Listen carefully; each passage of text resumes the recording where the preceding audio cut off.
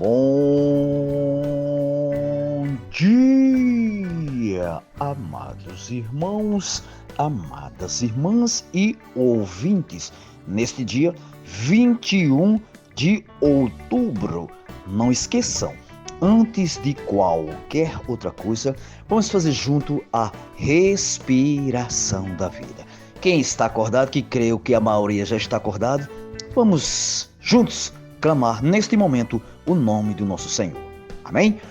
Ó Senhor Jesus, ó Senhor Jesus, ó Senhor Jesus, quanto mais invocarmos, mais estamos sendo transferidos, ou seja, mudando de plano daqui da terra para as regiões celestiais. Portanto, amados irmãos, amadas irmãs e ouvintes, façam esse teste de todos os dias, assim que abrir os olhos, começar a clamar o nome do Senhor, o nome do nosso Senhor, ou seja, fazer a respiração da vida, amém?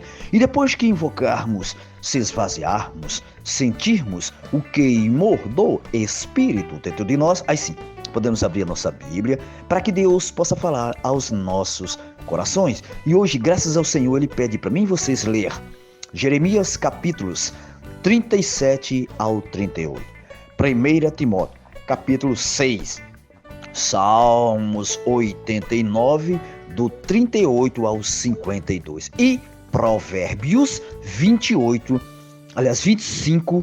capítulo 25, versículo 28. Leiam com calma quem não vai trabalhar, mas quem for trabalhar, pelo menos um versículo, leia. Este versículo pode fazer a diferença se você tiver com seu coração aberto em qualquer situação, amém? Louvado seja Deus. E depois que invocarmos, se esvaziarmos, nós podemos também continuar, graças ao Senhor, o Senhor tem falado nos nossos corações, nós podemos continuar, sim, um livro que estamos desfrutando, que tem o título Quem tem ouvidos, ouça. As lições de Pérgamo e Tiatira no livro de Apocalipse. Louvado seja Deus. E hoje, graças ao Senhor, vai falar sobre o desvio do batismo de crianças, muito explicado aqui, graças ao Senhor. Mas antes ele pede para nós ler com oração, João 3,5. Vocês já sabem, mas eu vou repetir. Falando sobre o Nicodemos, né? Aqui diz assim: respondeu-lhe Jesus: em verdade te digo, quem não nascer da água e do Espírito não pode entrar no reino de Deus. Então, amados irmãos, amadas irmãs e ouvintes, temos quem não nasceu ainda da água do Espírito, tem que nascer de novo, ou seja, crer no nosso Senhor. Por isso que é importante nós cristãos levar esta palavra profética às pessoas, para que elas possam crer no nosso Senhor. E hoje, graças ao Senhor, ele começa o assunto dizendo: no período da igreja em Pérgamos, além das heresias, que nós já lemos bastante, né, nesse livro, com respeito à trindade divina, houve outro que deixou marcas negativas da história da igreja e que ficou bastante evidente no período seguinte ao de Pérgamo e da igreja em Tiatira. Foi a respeito do batismo, especialmente o de crianças. Segundo Lutero, é uma palavra grega e pode ser interpretada em latim como messio, ou seja, imersão. Por isso, o batismo tinha de ser o quê? Por imersão, ou seja, mergulhar no rio. Ó Senhor Jesus, é importante ressaltar que a observância dos ritos tinha uma enorme relevância para os primeiros crentes, pois eles acreditavam que as águas do batismo purificavam a alma do homem por completo. Foi nessa época que surgiu os batistas, os quais se opuseram fortemente ao batismo infantil, pois defendia que não havia base bíblica para aquilo. Em contrapartida, havia também os pedobatistas, os quais criam e defendiam firmemente que havia inferências em diversas passagens bíblicas, mostrando que os apóstolos batizavam criança. Amados irmãos, amadas irmãs, não vamos cair nessa. Como é que uma criança vai se batizar sem falar nada para Deus? A criança não fala. O batismo é só quando nós estamos, digamos, a partir de 12 anos, 13 anos, que nós podemos imergir na palavra. Mas criança não. Deus é muito claro na sua palavra. E aqui em Marcos 16 está escrito, né? Não podemos ficar em dúvida. Quem crer, criança crer, quem crer e for batizado será salvo. Quem, porém, não crer será condenado. Então, criança não pode ser batizada. É quem crer será salvo. Qual é o primeiro passo? É crer. Uma criança não crê. O segundo passo é ser batizado. Então, muitos estão confundindo o batismo, né? Por isso, irmãos e irmãs, nesta manhã, não vamos ficar confusos. É quem crer e for batizado. E aqui diz aqui assim: Irineu, um bispo de Leão, fazia ilusões ao batismo infantil em seus escritos, já no final do segundo século. Nesta época, o batismo era ensinado como uma completa purificação da alma para todas as faixas etárias e condições da humanidade. Claro que não é. É na época deles. Nós estamos no Novo Testamento. Ele pregava que se você tivesse problema de caráter ou com algum pecado fosse batizado, seria o quê? Completamente purificado. Por essa razão, muitos pais levaram seus bebês para ser batizados antes que morresse sob a maldição original do pecado. Amados irmãos, amados, baseado nisso, conforme vimos em capítulos anteriores, os imperadores adiavam o batismo até a próxima da morte, com a idade de imergir das águas, para morrer na esfera pura e abençoada. Eles praticavam todo tipo de pecados. Muitos até matavam pessoas, e quando chegava perto da morte, eram batizados com a crença de que ficariam limpos de uma vez por todas. Ó Senhor Jesus! Essa era a crença e a prática do batismo, que iniciou no tempo da igreja em Pérgamo e se desenvolveu amplamente com Tiatira. Então, amados irmãos, amadas irmãs, nós sabemos que isso é heresia.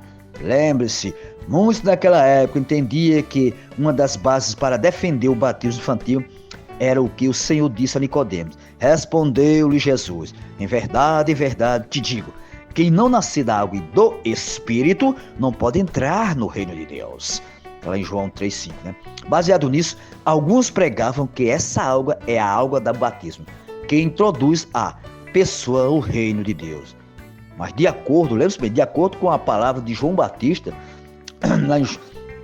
eu vos batizo com água para arrependimento. Porque João veio preparar o caminho do Senhor e batizava com água do arrependimento. Mas aquele que vem, o que ele diz? Mas aquele que vem depois de mim é mais poderoso do que eu, cuja sandália não sou digno de levar.